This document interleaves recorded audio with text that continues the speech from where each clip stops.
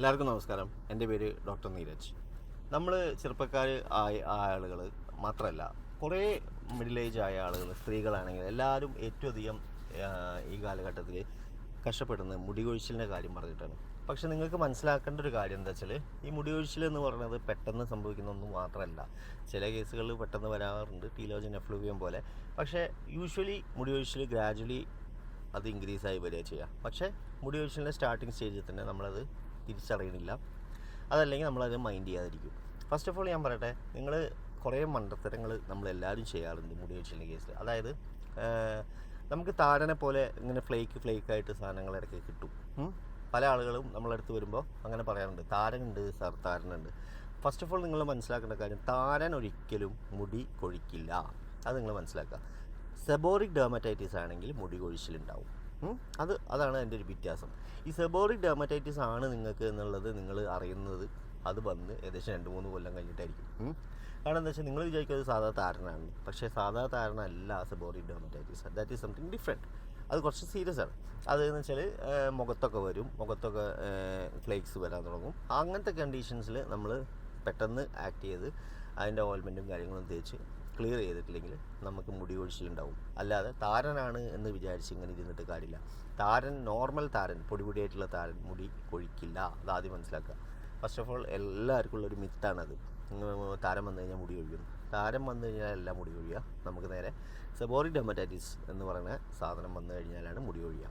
ആ seborrhoeic dermatitis വന്നിട്ടുണ്ടെങ്കിൽ ഏറ്റവും ബെസ്റ്റ് എക്സാമ്പിൾ എന്താണെന്ന് വെച്ചാൽ, സെബോറിക് ഡെർമറ്റൈറ്റിസ് ആണോ എന്നറിയാൻ ഏറ്റവും എളുപ്പം നിങ്ങൾക്ക് മുഖത്തോ ചെവിയിലോ, ചെവിൻ്റെ ബാക്കിലോ, ചെവിൻ്റെ സൈഡിലോ, അല്ലെങ്കിൽ മൂക്കിൻ്റെ ഈ ഭാഗത്തോ, അല്ലെങ്കിൽ മീശയമ്മിലോ താടിയുമിലോ എവിടെയെങ്കിലും ഫ്ലേക്ക് പോവും. അത് പൊടി പോലെ സാധനം കിട്ടുന്നുണ്ടോ എന്ന് നോക്കിയാൽ മതി. അങ്ങനെ കിട്ടുന്നുണ്ടെങ്കിൽ അത് ഉറപ്പിക്കുക സെബോറിക് ഡെർമറ്റൈറ്റിസ് ആണ്. അങ്ങനെ അതിൻ്റെ ട്രീറ്റ്മെൻറ്റ് പെട്ടെന്ന് എടുക്കുകയും ചെയ്യാം. അതാണ് അതിൻ്റെ one of the important factor. എല്ലാവരും ശ്രദ്ധിക്കേണ്ട കാര്യം അതാണ്. ഈ സെബോറിക് ഡെർമറ്റൈറ്റിസ് ആണോ ഇതാണോ എന്ന് ആദ്യം മനസ്സിലാക്കണം, എന്നിട്ട് വേണം എടുക്കുക. അല്ലാതെ താരനാണെന്ന് പറഞ്ഞിരിക്കരുത്. ഓക്കെ, മുടി മൊത്തം പോകും. പിന്നെ അടുത്തത് വേറെ ഫാക്ടറാണ് ഹെൽമെറ്റ് യൂസ്. ഈ ഹെൽമെറ്റ് യൂസ് ചെയ്യുമ്പോൾ എല്ലാവരും വിചാരം ഹെൽമെറ്റ് യൂസ് ചെയ്താൽ ടവലിട്ട് കഴിഞ്ഞാൽ കുഴപ്പമില്ലാണ്. പക്ഷേ ടവലല്ല ഇടേണ്ടത്, കുറച്ച് കട്ടിയുള്ള തുണി ഇവിടെ ഇടണം. കാരണം സെൻട്രൽ ഈ ഒരു പ്രഷർ വരുന്നത് ഈ ഒരു ഏരിയയിലാണ്, ഈ ഹെൽമെറ്റിൻ്റെ. ആ ഹെൽമെറ്റിൻ്റെ പ്രഷർ സ്ഥിരമായിട്ട് വരും. അതേപോലെ തന്നെ അതിൻ്റെ മുകളിൽ ചൂടടിക്കുമ്പോഴും ബ്ലാക്ക് കളറായതുകൊണ്ട് കൂടുതൽ അബ്സോർബ് ചെയ്യും. അങ്ങനെ കൂടുതൽ ഈ ഒരു ഏരിയയിൽ അങ്ങ് പോകാൻ തുടങ്ങും. അപ്പോൾ നിങ്ങൾ എന്താ ചെയ്യേണ്ടത് വെച്ചാൽ, അവിടെ കുറച്ച് കട്ടിയുള്ള മൈക്രോ ഫൈബർ ക്ലോത്ത് ഇവിടെ മടക്കിയിട്ട് വെക്കുക. എന്നിട്ട് അതിൻ്റെ മുകളിൽ ഹെൽമെറ്റ് വെക്കുക. ഇതൊക്കെ നിങ്ങൾക്ക് ചെയ്യാവുന്ന കാര്യങ്ങളാണ്. പിന്നെ helmet once in a while നിങ്ങൾ വാഷ് ചെയ്തിട്ട് ഉച്ച വെയിലത്ത് കമത്തി വെക്കണം. വാഷ് ചെയ്യുക മീൻസ് തുടയ്ക്കുക. അതായത് നിങ്ങൾ സാനിറ്റൈസർ അല്ല യൂസ് ചെയ്യേണ്ടത്. നിങ്ങൾ കീറ്റോകോണസോളിൻ്റെ ഷാമ്പു കുറച്ച് വെള്ളത്തിൽ കലക്കുക. എന്നിട്ട് ആ വെള്ളം ടവലിലാക്കുക. എന്നിട്ട് അത് വെച്ചിട്ടൊന്ന് തുടയ്ക്കുക ഹെൽമെറ്റ്. എന്നിട്ട് ആ ഹെൽമെറ്റ് ഉണങ്ങാൻ വേണ്ടിയിട്ട് നിങ്ങൾ സൂര്യനെ കമത്തിയിട്ട് സൂര്യൻ്റെ നേരെ നോക്കിയിട്ട് വെക്കുക. ഇതൊക്കെ ചെയ്ത് കഴിഞ്ഞാൽ നിങ്ങൾക്ക് കുറേ രീതിയിൽ, വളരെ വലിയ രീതിയിൽ തന്നെ മുടി കൊഴിച്ചിൽ നിങ്ങൾക്ക് വളരെ നല്ല രീതിയിൽ കൺട്രോൾ ചെയ്യാൻ പറ്റും. പിന്നെ വേറൊരു ഫാക്ടറാണ് നമ്മൾ പറയുകയാണെങ്കിൽ, നമുക്ക് ഈ സ്ട്രെസ്സ്, ഉറക്കമില്ലായ്മ. സ്ട്രെസ്സ് നമ്മൾ വിചാരിക്കുന്ന പോലെയല്ല, ഭയങ്കരമായിട്ട് മുടി കൊഴിച്ചിലുണ്ടാക്കും. അതെന്താ വെച്ചാൽ, അത് കോർട്ടിക്കോസ്റ്റെറോയിഡ്സ് പറഞ്ഞ സ്റ്റിറോയിഡുകളെ ബോഡി കൂടുതൽ സ്ട്രെസ് ആകുമ്പോൾ പ്രൊഡ്യൂസ് ചെയ്യാൻ തുടങ്ങും. അതുവഴി കൂടുതൽ മുടി കൊഴിയും. അത് നമ്മൾ ആരും ശ്രദ്ധിക്കുന്നില്ല. അപ്പോൾ സ്ട്രെസ്സും കാര്യങ്ങളും മെയിൻറ്റെയിൻ ചെയ്ത് കൊണ്ടുപോകുക. ഉറക്കമില്ലായ്മ മെയിൻറ്റെയിൻ മീൻസ് ഉറക്കമില്ലായ്മ അങ്ങനെ എന്തെങ്കിലും ഉണ്ടെങ്കിൽ അത് കറക്റ്റ് ചെയ്തിട്ട് തന്നെ പോവുക. അല്ലാതെ നിങ്ങൾ മുടി വന്നില്ല, മുടി വരില്ല, മുടി കൊഴിയണമെന്നൊന്നും പറഞ്ഞിട്ട് കാര്യമില്ല. ഉറക്കം കറക്റ്റാക്കുക, അങ്ങനത്തെ കാര്യങ്ങൾ ചെയ്യുക.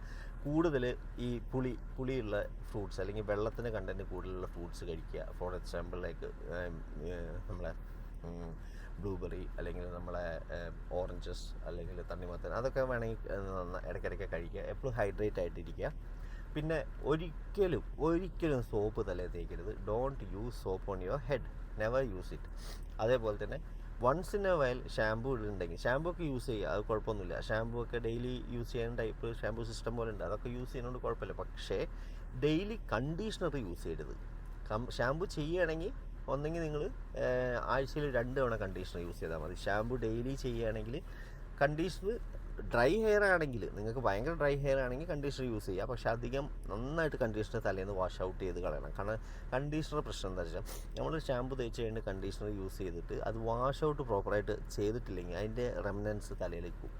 അത് പിന്നെ മുടി കൊഴിച്ചിലുണ്ടാക്കും. അതുകൊണ്ട് ഒന്നെങ്കിൽ നിങ്ങൾ കണ്ടീഷണർ ആഴ്ചയിൽ 2 ദിവസം മാത്രം യൂസ് ചെയ്യുക ഷാമ്പൂവിൻ്റെ കൂടെ. അതല്ല എങ്കിൽ നന്നായിട്ട് വാഷ് ഔട്ട് ചെയ്ത് കളയുക ഏത് കണ്ടീഷണർ. ഇങ്ങനത്തെ കുറച്ച് കാര്യങ്ങളാണ് എനിക്ക് പറയാനുണ്ടായിരുന്നത്.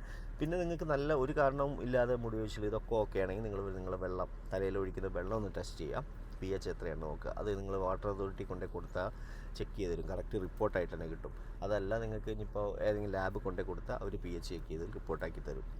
അതൊന്ന് നോക്കുക. pH എപ്പോഴും നമുക്ക് വേണ്ടത് 6.5 to 7 ആണ് വാട്ടറിന് യൂഷ്വലി വേണ്ടത്, മുടി കൊഴിച്ചിലൊന്നും ഇല്ലാതെ നിൽക്കുക. പിന്നെ വിറ്റാമിൻ ഡിൻ്റെ അളവ് എല്ലാവരും പറയും 30ൻ്റെ മുകളിലുണ്ടെങ്കിൽ ഓക്കെയാണ്. 30ൻ്റെ മുകളിലുണ്ടെങ്കിൽ physiologically it is okay. Actually അതാണ് അതിൻ്റെ റേഞ്ച്. ബട്ട് മുടി ഒന്ന് സ്ട്രോങ് ആയിട്ട് അവിടെ നിലനിൽക്കുന്നത് ഹെൽത്തി ഹെയർ ആയിരിക്കാൻ വേണ്ടി അറ്റ്ലീസ്റ്റ് ഒരു 40 to 50 എങ്കിലും വേണം വിറ്റാമിൻ ഡി. അപ്പോൾ വിറ്റാമിൻ ഡി വൺസ് നിങ്ങളൊന്ന് ടെസ്റ്റ് ചെയ്യുക, once in a while test ചെയ്യുക. എന്നിട്ട് കുറവുണ്ടെങ്കിൽ മരുന്ന് കഴിക്കുക. 60,000 യൂണിറ്റും വിറ്റാമിൻ D3 ആഴ്ചയിൽ ഒരിക്കൽ വെച്ച് കഴിക്കുക. എന്നാൽ പിന്നെ എത്രയൊക്കെ കാര്യങ്ങൾ കുറച്ച് ഇങ്ങനത്തെ കുറച്ച് കാര്യങ്ങൾ നിങ്ങൾ ചെക്ക്. പിന്നെ തല തോർത്തുമ്പോൾ ഭയങ്കരമായിട്ട് റബ്ബ് ചെയ്യരുത്. ടർക്കി യൂസ് ചെയ്യുക, ജസ്റ്റ് ഒന്ന് വൈപ്പ് ചെയ്ത് കളയുക. അങ്ങനെ ഇങ്ങനെ ഷെയ്ക്ക് ചെയ്തിട്ട് ചെയ്യണ്ട. ജസ്റ്റ് ഇട്ട് വൈപ്പ് ചെയ്യുക, നന്നായിട്ട് തുടച്ച് കഴിഞ്ഞാൽ വിടുക. അതേപോലെ തന്നെ ഡ്രയർ ഉപയോഗിക്കരുത്. അതേപോലെ ഞാൻ പറയാമല്ലോ ബ്രിൽ ക്രീം അല്ലെങ്കിൽ ജെല്ല് അങ്ങനത്തെ കാര്യങ്ങളൊന്നും ഉപയോഗിക്കാതിരിക്കുക. അതൊക്കെ മുടിക്ക് ഹാനികരമാണ്. Thank you.